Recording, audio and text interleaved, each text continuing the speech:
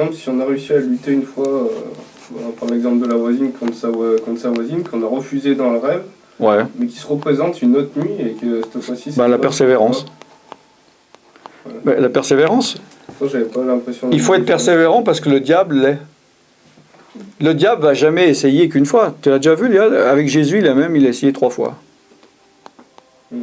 Et puis en plus, il n'a pas dit ça y est, c'est fini. Il a dit il va revenir, il va attendre une occasion plus favorable. Donc c'est normal que le diable persévère, surtout s'il sait que toi, tu n'as aucune persévérance, puis tu dis non une fois, puis la deuxième fois, tu vas dire oui. C'est aussi bête que ça. Hein. Ça veut dire qu'on a la capacité de faire des choix dans nos rêves. Ah oui, et que ces choix sont aussi valables que ceux qu'on prend dans la journée. Sinon, le diable ne s'embêterait pas de venir nous embêter pendant la nuit. Il s'occuperait que des gens qui, de l'autre côté de la terre, où il fait jour. Et même si ça vient pas à notre conscience, si on s'en rappelle pas, si on... Ah mais si tu ne sais même pas que tu as fait un rêve, tu te souviens pas le lendemain, c'est pas... Parce que moi par exemple, quand je fais des siestes, quasiment systématiquement, quand je me réveille, je dors peut-être un quart d'heure, quand je me réveille, j'ai le cœur qui tape comme... je suis vraiment pas bien. Et ça dure à peu près 3 minutes. Oui, mais tu sais pas... Non, je sais rien. Ben voilà, tu sais pas si tu es comme ça parce que tu as rêvé quelque chose. C'est-à-dire que tu as eu des images, ou si c'est nerveux, ou si c'est des angoisses qui viennent, mais qui n'ont rien à voir avec ça c'est pas une attaque de nuit, ça.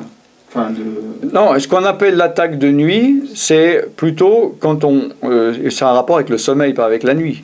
Parce que sinon, alors, au lieu de dormir de minuit du soir à midi, je vais aller dormir de midi à minuit. C'est un rapport avec le sommeil, là.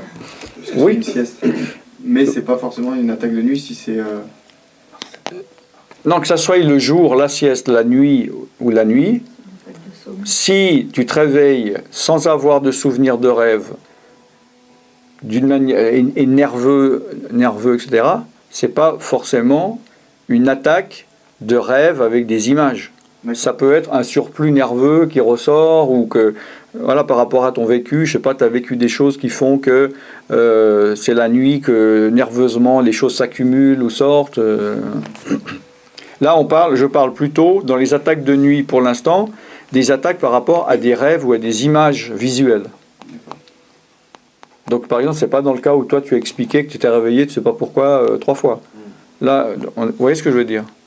Alors, ça veut dire qu'on doit pouvoir contrôler ses rêves? Non, enfin oui et non, c'est-à-dire que contrôler les réactions qu'on a, oui, parce que bon, il y a les rêves, naturels, c'est-à-dire qui sont simplement le trop-plein des choses de notre subconscient qui remonte, qui n'a rien à voir ni avec Dieu ni avec le diable.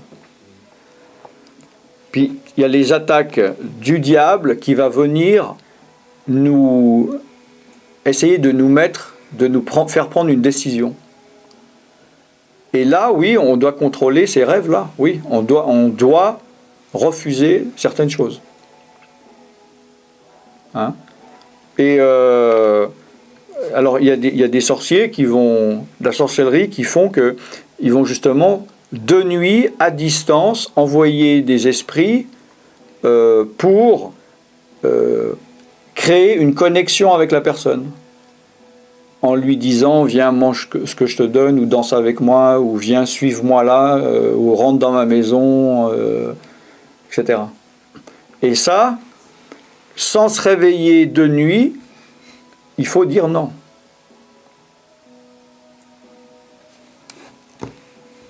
Alors comment est-ce que tu fais marcher ta volonté la nuit? Comme tu l'as fait marcher la journée.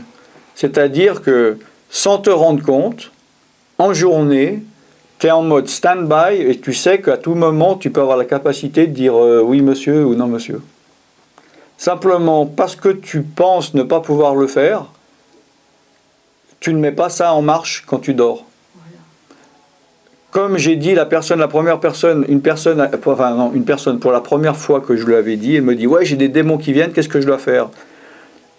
j'ai dit, écoute, la prochaine fois, dis-lui de partir au nom de Jésus. Puis genre, elle m'a dit, mais espèce de con, vous comprenez pas que je vous dis que c'est la nuit, que c'est le rêve. Qu'est-ce que vous voulez que je fasse dans le rêve? Donc, alors j'ai dû après lui expliquer. Elle m'a dit, excusez-moi, pardon. Et elle a appliqué le soir même, et le démon est parti, il n'est plus jamais revenu. Donc c'est une prise de conscience à avoir, qu'on est capable de prendre une décision, de dire oui ou non dans un rêve. Concrètement, qu'est-ce qu'il faut faire Oui ou non? Mais dans le rêve. Ouais. Ouais, c'est possible. Ouais, ça me paraît Oui, mais... je peux donner un exemple. Donc quand je n'étais pas convertie, je volais, j'avais un grand manteau, et puis j'ouvrais ma doublure, et puis au magasin, on mettait tout dedans. Mm-hmm. Et puis voilà, puis je ressortais comme ça. Puis Tony me disait non, c'est pas bien, faut pas que tu fasses ça, mais il mangeait quand même avec moi. Bon, les deux, on n'était pas au Seigneur. Ouais. On avait 18 ans. Et puis après, quand on s'est converti, on a été d'abord dire aux gens où on avait volé, on a rendu l'argent. Mm. Il y en a qui avaient été très très touchés. Et puis bon, voilà, j'étais en ordre. Et puis en fait, après, une des premières nuits, j'ai fait un rêve. Et puis en fait, tout d'un coup, c'était le diable. En fait, il m'a mis dans un magasin, comme ça. Ouais. Et puis j'entends, voilà, tout est à toi, tu vois. Tu peux y aller. Et puis, c'était sombre, c'était la nuit, il n'y avait pas d'éclairage, il n'y avait personne dans le magasin.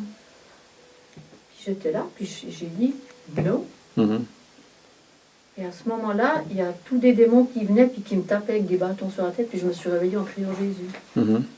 Et après, ça n'a plus jamais été. Et c'est vrai que dans les autres domaines, je ne pensais pas à ce point. Là, je m'étais rendu compte que je pouvais dire non.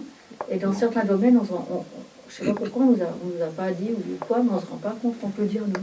Ben voilà. Puis là, tu vois que le diable, voyant, avant qu'il arrivait à réussir à te faire voler la journée, puis qu'il a vu qu'il ne pouvait plus, il se dit, maintenant, deuxième chance, c'est la nuit. Je vais la nuit. Oui. Et puis si elle se laisse faire la nuit, c'est bon, j'ai encore... C'est pour ça que oui. Je pense que la nuit, notre volonté, bien sûr, est endormie. Donc, c'est déjà plus difficile que de dire... Pour moi, non, la volonté n'est pas endormie la nuit. Non, mais elle est vraiment... Elle est pas endormie, mais enfin, elle est quand même... Elle est stand-by, quoi. Pour moi, non. Non, Mais non, mais peut-être que je me trompe. Alors, je dois juste expliquer un peu un témoignage. Donc, moi, j'avais pas mal de cauchemars et de rêves, donc la nuit, et que je pouvais pas faire face. Et depuis quelques temps, donc depuis même pas mal de temps, depuis peut-être 2 ans, je prie. Bon, ça va pas faire chacun comme moi, mais moi, donc je prie. La nuit, bon, je prie un peu la nuit avant de dormir. Mais je prie, bon, maintenant c'est moi qui fais comme ça, hein, je prie jusqu'à ce que je suis fortifié avant de dormir, je me fortifie en Jésus-Christ, je fortifie mon cœur, mon âme, mon esprit en Jésus-Christ. Et je vais me coucher fortifié. Je peux dire que la différence, c'est 90%, 90% de différence. Et les rêves, bon, ce qui se passe, c'est que je fais plus de rêves maintenant du Seigneur réellement. Je fais des choses, Dieu me parle dans mon sommeil et tout. Mais dans mon cas, j'ai appris vraiment, j'ai besoin d'être pleinement fortifié en Christ avant d'aller au lit. Et là, je peux dire non, et des fois, je vais me coucher comme ça, bon, voilà, je vais me coucher comme ça. Et je suis beaucoup plus faible. Donc, il faut se fortifier, je pense, pour moi en tout cas, quand je vais au lit, mon cœur est fortifié, tout est fortifié en Christ, et j'ai beaucoup plus de force. Oui, c'est mon cas à moi. Oui, mais c'est justement le problème, comme je dis, du jour et de la nuit, c'est-à-dire qu'en tant que chrétien, vous allez vous convertir, on va vous parler de « Oh, attention, la journée, le diable va vous attaquer, faites ceci pour... » Donc remettez votre journée entre les mains de Dieu. Et comme je le dis, la nuit, quand la journée est finie, aller dormir, c'est un moment qui n'existe plus dans le temps. Donc évidemment que comme vous remettez entre les mains de Dieu votre journée au début de la journée, il faut remettre évidemment votre nuit au début de la nuit. Toutes les personnes qui ont des attaques spirituelles la nuit, le premier conseil que je leur donne, c'est évidemment, et d'ailleurs je leur demande, je dis, alors qu'est-ce que vous faites avant de dormir? Je m'endors. Bon. C'est des gens évidemment qui ne prient pas. Il faut évidemment être justement être protégé spirituellement, avoir remis sa nuit entre les mains de Dieu, avoir résisté aux démons, même leur interdire de venir, ce qui peut déjà permettre à des démons de ne pas se manifester dans les rêves parce que vous venez de prendre autorité au lieu de les laisser venir. Il y a certaines personnes, là, comme une personne qui m'a appelé, je ne sais plus, il y a 2 jours, qui disait que, et ça arrive souvent, comme je parlais au début, entre le moment où on va se coucher et où on dort, il y a une sorte de période de mi-sommeil.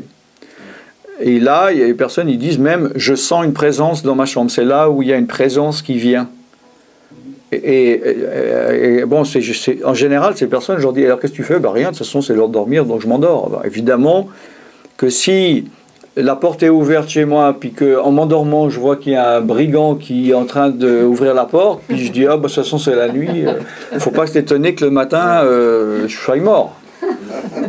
Hein?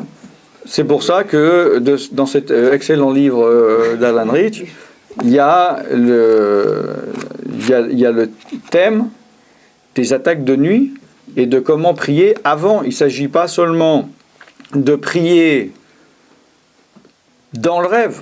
Il faut se préparer pour être vigilant, être prêt à bondir la nuit. Et là même, ça va éviter des attaques comme le jour. Le diable, sachant que vous êtes prêt et que s'il arrive, il va se prendre un coup de bâton sur la tête, ce jour-là, il ne va pas venir. Donc la nuit où il sait que vous êtes vigilant et prêt à bondir la nuit et dire au nom de Jésus, va-t'en, il va se calmer. Donc, évidemment qu'au début, ça peut ne pas être un réflexe. On peut dire, qu'est-ce que je peux dire, je ne sais pas quoi, quel genre de prière. La chose la plus simple, pour moi, et le plus simple à se souvenir, mais même en cas de danger, de quoi que ce soit, c'est au nom de Jésus-Christ. Parce que là, on ne peut pas se tromper. Voilà. Il y en a, ils disent « Ah, Dieu, aide-moi » ou « Au secours ». Moi, je conseille plutôt d'utiliser le nom de Jésus-Christ. Parce que le diable, c'est une attaque, à mon avis, non au nom de Jésus-Christ, c'est valable pour toutes les attaques. Mais je peux donc rajouter que depuis que je suis un peu spécial, hein, je peux prier 2 heures avant de me coucher. Bon, alors je vais prier. J'attends, moi, d'être pleinement fortifié, vraiment, quand j'y suis, comme si c'était le matin, la journée, pour aller me coucher. En fait, moi, j'ai besoin de ça. Donc, je fais ça. Le sommeil vient. Je peux dire pratiquement que je n'ai jamais d'attaque la nuit, ni de cauchemar. Jamais. La seule chose qui peut m'arriver, c'est une révélation du Seigneur. C'est pas grave, ça. Voilà. C'est pas grave. Par contre, mais j'ai fait l'expérience aussi que donc je me suis couché, un peu comme ça, rabbin, on va se coucher. Voilà. Et que vraiment je me suis réveillé très très mal, ou bien j'étais réveillé la nuit très mal, ou j'ai eu des cauchemars.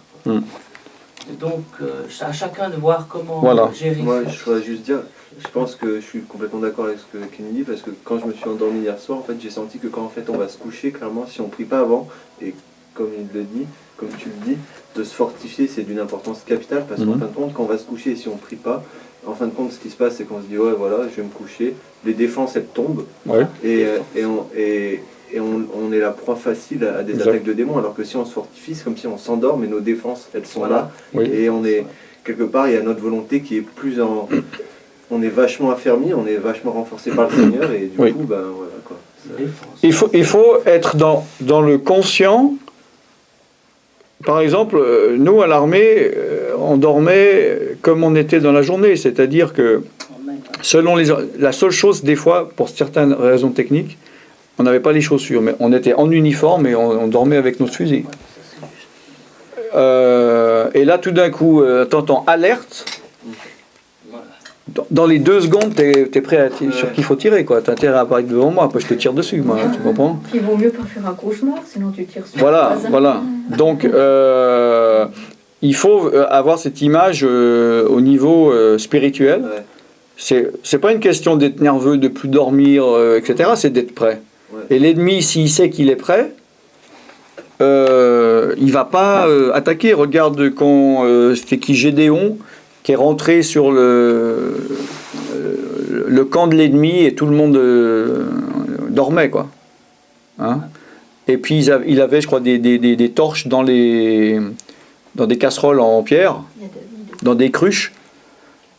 Et il les a eus par surprise. Et c'est par la surprise, il a pu avoir l'ennemi. Hein? Une dernière chose, il y avait... ouais. Oui, je disais...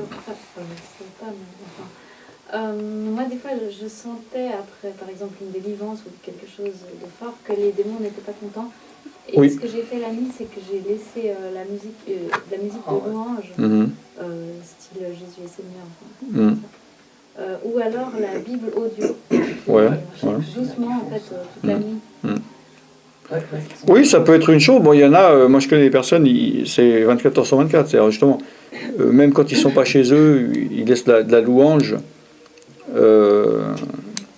À partir du moment. Mais normalement, oui, si tu es en ordre, tu n'as pas à avoir peur. Maintenant, ça ne va pas fonctionner si justement tu as un objet interdit dedans qui permet que ça enlève l'onction de Dieu. Mais oui, pour certains, ça fonctionne. Moi, je dis à des personnes d'essayer ce qui fonctionne pour les aider. Par exemple, j'ai dit ça à une personne qui me dit « Ah ben non, moi, le moindre bruit, je ne peux pas dormir, donc elle ne va pas pouvoir mettre sa musique. » C'est aussi au niveau de la musique, au niveau du volume. Voilà, il y en a, ils se disent je dors mieux quand c'est hyper fort, je sais pas pourquoi. Il y en a des autres, justement, ça m'empêche de dormir, mais même un tout petit peu fort, ça empêche. Bon, moi, j'ai jamais mis de musique la nuit, puis je dors bien. Bon, ça dépend, faut chacun doit faire selon. Maintenant, comme je dis, c'est pas parce que je dis que dans le rêve, c'est pas que tout se fait dans le rêve. Il y a des fois, on arrive devant un fait accompli dans le rêve. Moi, ça m'arrive des fois, c'est pas que je vois venir, puis pendant 10 minutes, je rentre dans une histoire. C'est comme si c'est la fin de l'histoire, et puis en une seconde, je réalise que, d'une manière inconsciente, je suis dans une situation que j'aurais pas dû être. Et à ce moment-là, donc, ça me réveille immédiatement. Et là, c'est pour ça que je t'ai demandé, quand tu t'es réveillé, qu'est-ce que tu as fait? Tu as dit, bah rien. C'est là où il faut prier immédiatement. Parce que soit tu le fais dans le rêve en dormant, ou si tu te réveilles, c'est tout de suite au nom de Jésus-Christ, je coupe, je brise, je refuse, etc. Et puis moi ça m'arrive, donc tout d'un coup, si je suis réveillé comme ça de la nuit, mais je prie quelques phrases, même pas 1 minute, puis comme ça c'est réglé, puis après je me rendors et puis tout est réglé. Yes. Tu pourrais dire le témoignage de ce coup que tu as reçu comme une balle de fusil, il a ça? Bah je sais pas, je le dis tellement souvent. Ah ouais? Je trouve qu'il est édifiant ce témoignage. Je vous ai dit quand on m'a tiré une balle spirituelle dans la poitrine. Dormir, je crois. Ouais. Bon, j'étais dans un pays où il y a eu, bon, apparemment un couple de je sais pas quoi, mais ils n'étaient pas chrétiens. Et puis, à une réunion que je faisais, puis ils sont venus me visiter la nuit en me tirant une balle, enfin 2 balles de pistolet à bout portant, quoi. Ils étaient à 1 ou 2 mètres de moi. En vrai? Dans le rêve? Dans le rêve. Mais c'était pas... c'était lié à la réalité, comme je l'ai dit. Je parle pas d'un rêve au niveau de l'imagination où c'était terrible, c'était comme du vrai. C'était lié à la réalité du monde spirituel. C'est-à-dire que justement, je l'ai juste vu arriver près de moi. Le temps que je comprenne, que je vois que c'est une arme, il a tiré une première balle, et puis une deuxième, et puis ça m'a fait... Je me suis réveillé, j'étais couché, je me suis levé, j'ai fait... Comme ça, parce que j'ai senti l'impact de la balle physiquement, vu que c'était dans le monde spirituel. Ce n'était pas un rêve. C'était des mystiques, Non, pour moi, c'est plus que mystique. Non, c'est des satanistes ou des sorciers. Ou des... Une réalité occulte. Dans le monde spirituel, c'est vrai, mais comme je le dis, c'est lié au corps. Donc eux, ils voulaient me tuer. Mais cet impact de balle, je l'ai reçu comme ayant une veste bulletproof, comment on dit, pare-balles veste. Un gilet pare-balles. C'est-à-dire que malgré que à ma connaissance, j'ai jamais mis de gilet pare-balles, c'est l'impression que ça m'a donné, c'est-à-dire j'ai senti l'impact, mais comme amorti par une chose très très épaisse, ce qui fait que c'est pas été mortel. Tu as reçu que le choc. J'ai reçu le choc qui m'a physiquement, donc en me réveillant, m'a coupé le souffle. Et donc en me réveillant, ça a coupé cette attaque, vu qu'elle était dans le monde spirituel, et puis que je me suis consciemment réveillé. Et j'ai immédiatement prié au nom de Jésus. Là, j'ai compris que c'était eux. Parce que quand ils sont venus, j'ai rien vu, quoi. Je suis arrivé dans une salle que je ne connaissais pas, avec tous des gens nouveaux. Je ne connaissais personne ni Adam ni Ève. Et puis je leur ai serré la main. Puis dans le rêve, je les ai vus. Donc c'est eux que... Et c'est là, après, j'ai appelé le pasteur en disant, c'est qui ce couple à la fin qui avait tout ça? Il m'a dit, je ne connais pas. Et donc, j'ai immédiatement prié. Ayant compris, puis en me disant zut, je me suis fait avoir parce que bon, voilà, si j'aurais un peu peut-être, j'aurais préféré savoir à l'avance. J'ai pris autorité, j'ai refusé. Après, je me suis rendormi comme un bébé, quoi. Et sans gilet pare-balles, les non-chrétiens qui ne sont pas protégés, ils peuvent y rester dans certains cas, dans certains sortilèges. En fait, c'était des satanistes qui avaient la capacité de sortir. Je ne sais pas s'ils étaient satanistes, peut-être que sorciers. Je sais qu'ils avaient la capacité de sortir de leur corps, donc clairement, et qui sont venus vers toi et qui t'ont jeté un sort, ou quelque chose. Voilà, soit eux ils sont sortis, ou ils travaillaient avec ils ont envoyé un sorcier. Une pourriture. Voilà. Ça me fait penser à un truc que j'ai vécu, moi je sais pas si c'était mon imagination ou quoi. Enfin, tu veux peut-être qu'on arrête, sinon on arrête. Non, vas-y. Je sais pas si c'était mon imagination ou quoi, parce que j'avais des perturbations psychiques et tout, mais à un moment j'avais le sentiment de percevoir la pensée des autres, donc par la télépathie. Et à un moment j'étais à une station essence et je regarde une jeune femme, tu vois, et elle me disait en fait, c'est comme si elle me disait, je suis satanique en fait. Et donc je repars en scooter et tout. Et en fait je la fixe à un moment. Elle était dans sa voiture, moi je partais en scooter et je sais pas, je lui ai dit en pensée, mais t'as rien compris quoi. Comme ça, je sais pas. Enfin, ça s'est fait comme ça, je sais pas si c'est moi qui rêvais, qui hallucinais ou quoi, j'en sais rien. Et j'ai continué, je suis parti en scooter. Et à un moment j'ai senti comme s'il y avait une conscience dans les airs, en fait, en haut de moi, et qui m'envoyait une boule noire, tu vois. Quelque chose de... qui me... Et à un moment, ça fait comme si sur mon casque, je recevais un truc, ça fait un bruit sur sur ma visière, ça fait un bruit, poc, comme ça, alors qu'il n'y a rien qui a touché. Voilà, tu vois, et après je continue ma route, quoi. Voilà, donc je sais pas si c'est possible, mais en tout cas, si j'ai rêvé ou pas, possible, en tout cas, c'est ce que j'ai perçu à ce moment-là, mais voilà. Si tu étais sur ton scooter, c'était sûrement pas un rêve. Ouais, voilà. À moins que tu roulais j'étais en dormant. Non. Mais voilà, quoi. Donc c'est vrai que peut y avoir des attaques comme ça. Donc par rapport à la nuit, est-ce qu'il y a encore des... Bon, on peut parler, si vous voulez, des attaques des maris de nuit, des femmes de nuit, moi que ça vous intéresse pas, oui.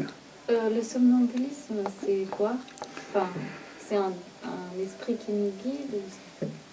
Bon, un niveau spirituel lié avec un esprit, oui, ça peut, dans un cas, être un esprit qui va, en effet, dans l'inconscient, vu que la personne est en train de dormir, le pousser à lui faire des choses. Comme par exemple cette fille où j'ai dit qu'elle avait des attaques de nuit, puis immédiatement le soir même elle a dit au nom de Jésus, puis le démon est parti du premier coup.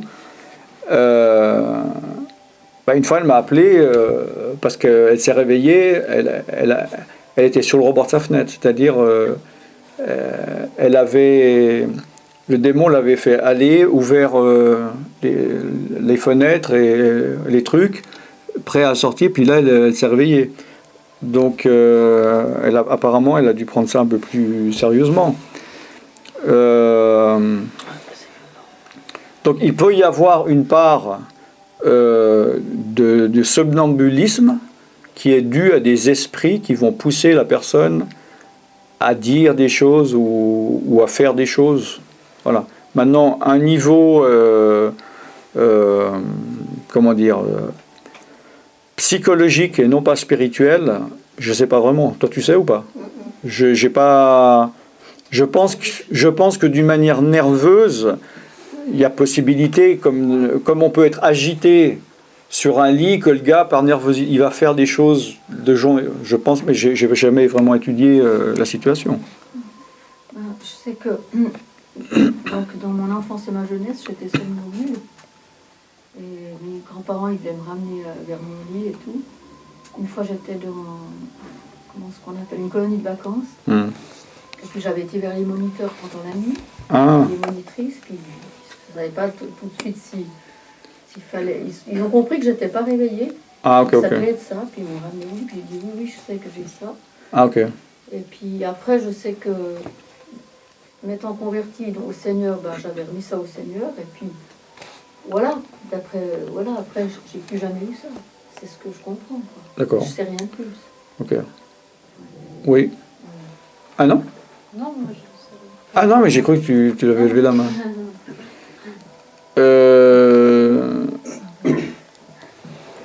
Donc, les maris de nuit, femmes de nuit, ça vous intéresse ou pas? Ça concerne les femmes seulement. Alors, les maris de nuit, ça concerne les femmes, et les hommes de nuit, ça concerne les hommes. Ah, il y a des hommes. Pardon? Non, alors j'ai dit le contraire de ce qu'il fallait dire. À moins qu'ils soient homosexuels, ce qui arrive. Il y a des femmes de nuit pour des femmes homosexuelles et des hommes de nuit pour les hommes homosexuels. Et ceux qui sont droits, c'est des femmes de nuit pour les hommes et des hommes de nuit pour les femmes. Ça vous intéresse ou pas?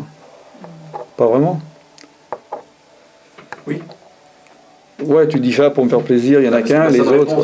Ça fait un malaise. Oui, mais je préfère qu'on me dise non, mais apparemment, on en parlera une autre fois alors. Ouais. Alors faut dire non alors. Ouais, moi ça m'intéresse. Tout le monde. Ouais. Ouais, t'es pas assez, t'es tout seul. Si, il y a moi aussi. Bon, regardez mes vidéos, j'en ai parlé longuement et largement. Bon alors, par rapport à la nuit, est-ce qu'on a fait le tour? Vous avez des questions? Donc en effet, somnambulisme, rêve, cauchemar, rêve, songe de Dieu, rêve du diable, rêve naturel, attaque de nuit, tout est... Moi, c'est peut-être comme tu dis, c'est ni Dieu ni diable, j'en sais rien. C'est toujours de ces rêves où je cherche mon chemin dans les rues, après où il y a de la neige, puis je pars avec un bob à toute vitesse, puis je sais pas jusqu'où je vais aller. Mais il y a toujours autre chose. Puis ça n'arrête pas, ni queue ni tête. Et puis c'est fatigant. Ou alors une situation est fâchante et puis je me mets en colère dans le rêve, quoi. Pour répondre à ça. Et puis c'est tout le temps. Pour répondre à ça, et c'est surtout quand je prends des myo-relaxants pour mon dos, moi j'ai très rarement les cauchemars. Et quand je prends des myo-relaxants pour mon dos, pratiquement systématiquement, avec ces myo-relaxants, il y a quelque chose qui se passe dans le cerveau, je pense, c'est des myo-relaxants. Est-ce que c'est écrit dans les effets secondaires? J'ai pas regardé, mais oui, enfin, ça ralentit le... Tu vois ce que je veux dire? C'est peut-être une sorte de drogue, un peu. Peut-être. Et je rêve beaucoup, presque systématiquement. Alors peut-être qu'il y a un effet quelconque. Ça enlève la protection. Peut-être s'il y a une partie du cerveau qui favorise les rêves, peut-être qu'il y a quelque chose de chimique qui fait que ça favorise... sommeil. Alors quand je m'aperçois que j'ai fait des rêves comme ça, je me dis, au moins je sais que j'ai dormi. Regarde déjà si... c'est écrit sur le... c'est possible. Les effets secondaires. Sinon, même tu téléphones au laboratoire pour leur demander s'il y a des autres personnes qui se sont plaints par rapport à ça. Ils diront que non. Voilà, mais au moins que tu as posé la question. Je pense quand même aussi que c'est une question de prier, comme il dit Kenny. Je pense, ça doit, de toute façon, il doit y avoir quelque chose que Dieu va faire si vraiment on lui remet notre nuit. Ah bah bien sûr. Quand je remets ma nuit, c'est la même chose, mais bon, pas toujours. Vous connaissez, dans le psaume, vous passerez sous la protection d'une bonne nuit, vous ne serez pas atteint, vous connaissez. C'est quel psaume ça? C'est le 91, non? 91. 91 ou 91, c'est un des deux. C'est 91 ou 91, c'est un des deux, non? C'est ça, hein? Oui, oui. Alors, tu l'ouvres jamais ta Bible, ça sert à quoi d'acheter une belle Bible comme ça? T'oses pas l'ouvrir? C'est ça? Non, c'est quelque chose pas. Elle est trop belle. Il y a encore trop de choses. J'ai petit à petit. Elle est trop belle. Tu vas l'abîmer. Bah, vas-y, alors ouvre-la et lis-la, inaugure-la dans les psaumes. Les psaumes. Le diable, il va dire, mais non, tu vas l'abîmer, ouvre-la pas. 91, Oui, puissant. également dans le 91. Il est c'est un psaume vraiment Ouais. très fort. 10 000 tombent à côté de toi et 10 000 à ta Très droite. puissant.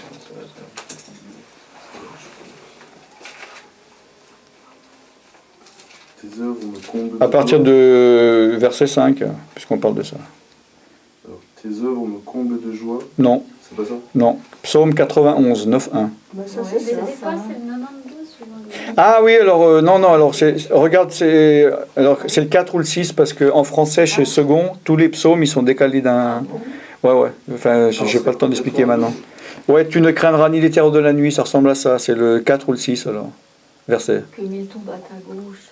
Non, tu ne craindras ni... Non. Ouais, mais il y a 5, tout ça. Dans verset le 5. psaume 91, il y a tout ça. Tes volontés sont vraiment immuables. C'est pas ça? C'est écrit psaume. C'est peut-être le 90 dans... T'es sûr que c'est une Bible? Que 10 000 tombent Ah, à tu ta ne craindras droite. ni les terreurs de la nuit. Voilà, c'est quel Le verset? grand jour. C'est quel verset? C'est le 5, mais dans le psaume 90. 90. Ah, carrément, ils ont fait carrément, ils ont sauté un psaume. Waouh. Ok, alors vas-y. Tu ne craindras ni les terreurs de la nuit, ni la flèche qui vole le grand jour, ni la peste qui rôde dans le noir, ni le fléau qui frappe à midi. Ouais, vas-y, va le 7. Qu'il en tombe 1000 à tes côtés, qu'il en tombe 10 000 à ta droite, toi tu restes hors d'attente. 8. Il suffit que tu ouvres les yeux, tu verras le salaire du méchant. Ok. Donc vous voyez, là c'était donc par rapport au verset 5. Tu ne craindras ni les terreurs de la nuit, ni la flèche du jour, ce qui veut dire que Dieu, évidemment, peut nous protéger de jour et de nuit. Il ne s'agit pas de dire, ah bon, ben alors finalement, peut-être que la marche spirituelle, tout ça, c'est ok, du matin au soir, je peux vraiment être fortifié, puis bon, malheureusement, la nuit, bon, ben, je vais avoir des problèmes. Hein. C'est pas le cas. Je veux voir s'il y a d'autres références.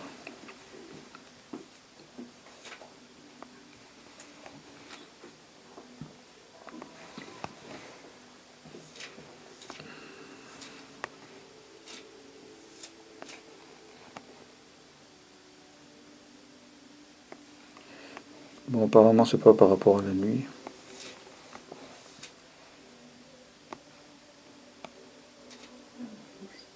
Je me couche et je m'endors en paix, car toi seul, ô Éternel, tu me donnes la sécurité dans ma demeure. C'est quoi ça? C'est peut-être le 23. Ah non, ça c'est le bon verset. Bon, je vois pas là par rapport aux références, mais voilà, donc on va conclure là-dessus. Hein, donc le psaume 91, à part cette Bible particulière, mon cher, où ils ont oublié un chapitre d'ailleurs.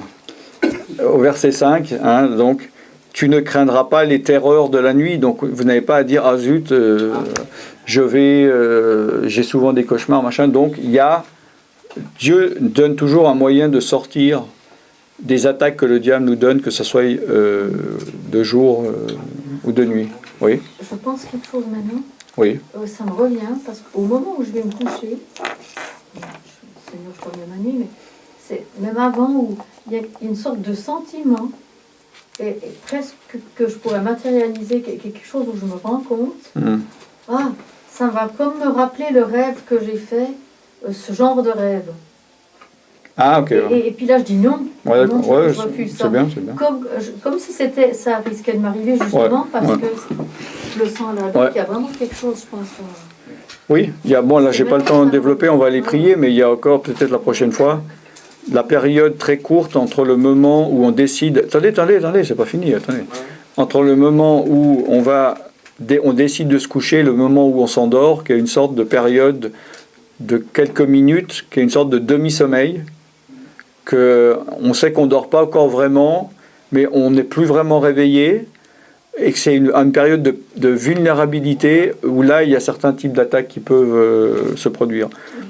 Peut-être un sujet à aborder peut-être une autre fois, je sais pas. C'est ce que je viens de dire. Hein. J'ai dit, il y a encore ça, mais j'en parlerai une autre fois. Un autre sujet. Ah, comme quoi? Oui, excuse-moi.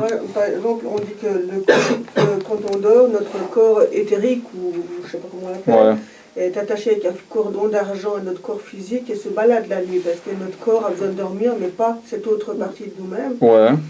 Voilà. L'esprit, quoi. Ouais. Donc l'esprit. Ouais. Et moi, je sais que j'ai une de mes amies qui, avec des talents de médium, qui la nuit, elle se souvenait la nuit quand elle se baladait, et que la nuit, il y a des satanistes, il y a des groupes comme ça qui se ça s'appelle le voyage astral. Qui se réunissent l'autre côté pendant la nuit et font des choses, des cultes sataniques, des sorcelleries la nuit, quoi. Oui. Donc, comment parler des nuits, ça serait notre esprit ou notre corps éthérique, ou je ne sais pas quelle exactement cette partie-là. Quand on meurt, en tout cas, c'est ce cordon d'argent qui se coupe et on se débarque de notre corps physique. Oui, c'est l'esprit. Bon, mais il y a quand même notre esprit qui se balade la nuit, quoi. Pas toujours. Pas toujours. Apparemment, ça dépend. Enfin bon, on va peut-être pas développer maintenant, mais il y a des gens qui ont un certain contrôle de ça, donc ils sortent quand ils veulent. Mais maintenant, je ne sais pas ou je ne suis pas sûr que notre esprit sorte forcément à chaque soir. Parce qu'il semblerait que quand tout d'un coup on sursaute, c'est qu'il revient dans notre corps. C'est marqué où, le cordon d'argent? Ecclésiaste 12, peut-être chapitre 9 ou chapitre 12. J'utilise souvent dans mon témoignage, vu que j'ai vécu ça dans mon expérience de mort imminente.